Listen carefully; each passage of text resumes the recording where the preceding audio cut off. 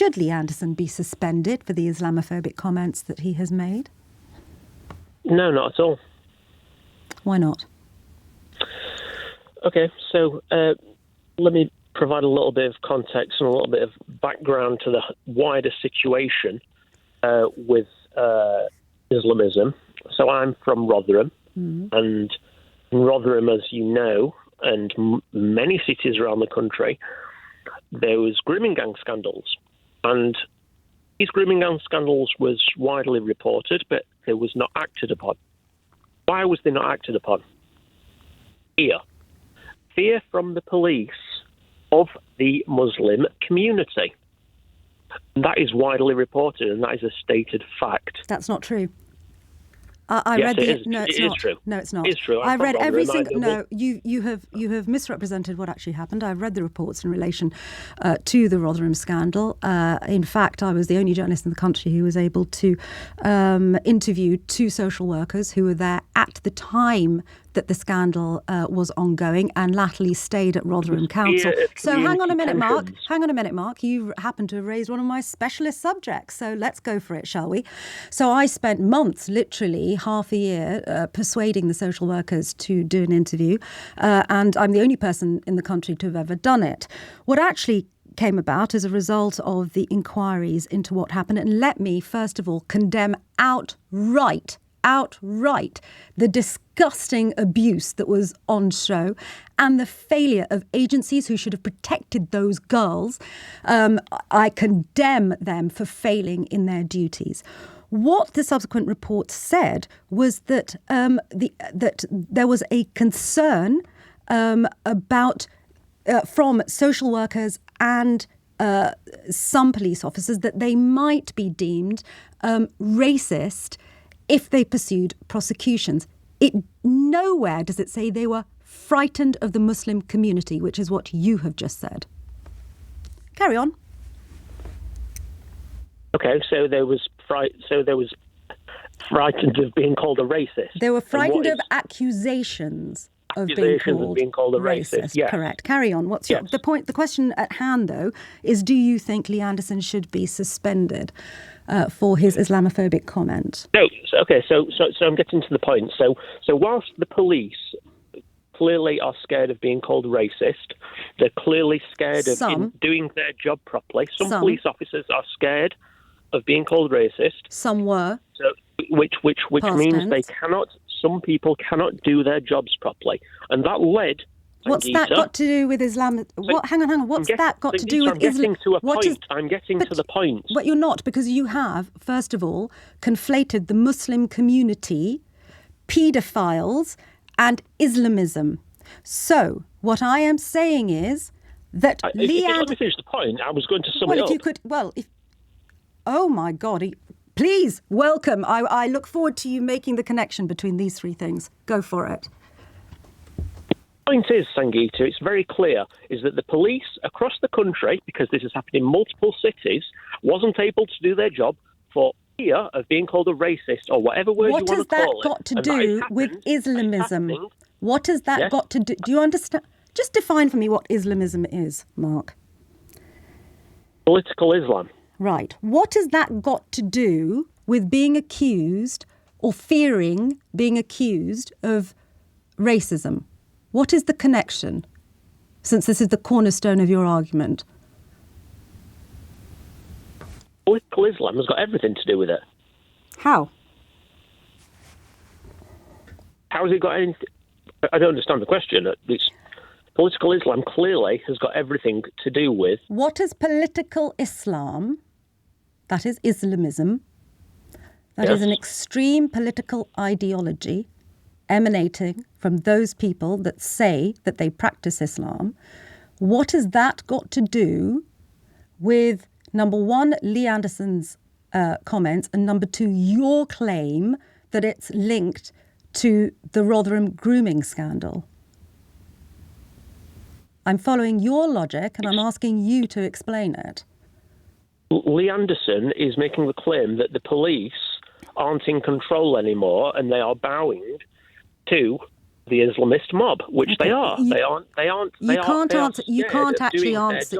You're not you're not able to make that link. So let's move on to the next point that you have just made. What is the evidence that London is in the grip of Islamists? What is the evidence for your assertion? Well, the fact that the police aren't enforcing the law. I mean, give me an example. I'll give you a perfect example. They from the river to the sea on the Big Ben, that is a clear breach of the law. No, it's not. That is illegal. It is illegal. And actually, the Metropolitan Police has no. There's been an arrest, and potentially there will be a trial. But it's illegal to display anything on there. Okay, give me another example, because that's not an example of Islamism taking over London. So, tell me, what is the evidence that London, a city of 9 million people, that is multi-faith, multinational, that has mixed communities, that is the capital city, that is a mega city, that is world-renowned, that is the financial capital of the world, what is your evidence that it is in the grip of Islamist extremists? Well, I think you only need to look at all the several bombings that we've had over the last however many years. Those were terrorist atrocities. Correct. That we have all condemned.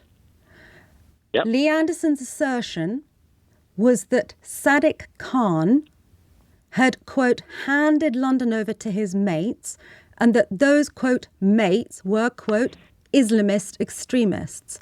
Where is the evidence of that? Sangita, the fact that the law isn't being enforced by these people on the streets... You're saying an absence of evidence is evidence, are you? No, I'm saying the law is You're not saying being an enforced absence properly. of evidence if it was is evidence. Any other group, Sangita, if it was, I don't know, if it was someone like the EDL who was projecting something, they would be rounded up and they would all be arrested. Were you arrested? Were you arrested when you marched on the cenotaph to, quote unquote, protect it? I didn't march on the cenotaph. I'm from Rotherham. Oh, interesting. Are you sure? You're sure you haven't called LBC in the past, claiming that you were one of those people protecting the cenotaph? No, I was going to go down, but I didn't go down in the end. Ah, right. Interesting. But yeah, I mean, it's I don't think people, scared. And right, so when you rang LBC and you said, I'm a counter-protester, and I'm thinking of going down tomorrow against the Palestine march. All right, that was you. I was going to. I never went down in the end. But you didn't go down. Why didn't you go down? I just didn't go down in the end. Why?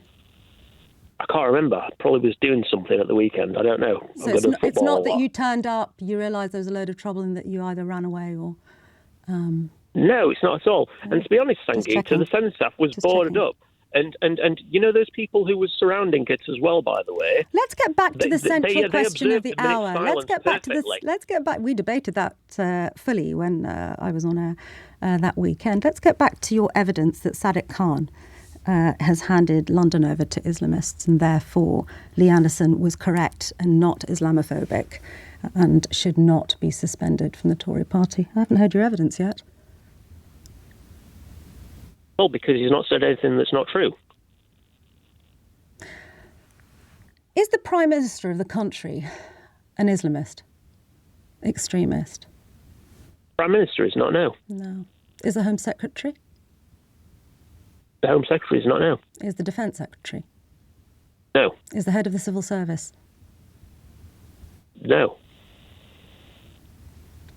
Is the head of our armed forces an Islamist extremist? No. Let's think of some other esteemed organisations. Is the head of the BMA, the British Medical Association, an Islamist extremist?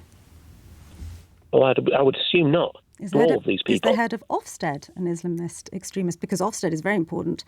It's the organisation that goes and inspects schools, and you would think that if we were in the grip of Islamist extremists, Mark, that our children would all be effectively being taught in madrasas run by Islamist extremists. Is the head of Ofsted an Islamist extremist, Mark? No, I would assume not. I know where you're going with this, but carry on. Where am I going with that? Well, you're going to end up leading to Sadiq Khan. I am. Do you believe that Sadiq Khan is an Islamist extremist? And if so, why? No, I don't believe he's an Islamist extremist. Right. Do you believe that Sadiq Khan, quote, has been taken control of by Islamist extremists?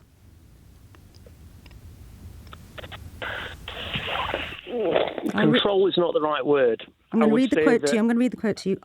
This is from Lee Anderson. I do believe they, and he means Islamists, have got control of Khan and control of London. So we've established that I think you will admit that the people running the country and are not Islamist extremists, and certainly people in important positions are not. So let's zero down, shall we, on that bit of the conversation.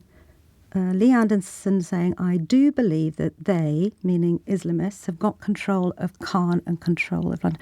So give me the evidence as to why you think that is not problematic as a statement.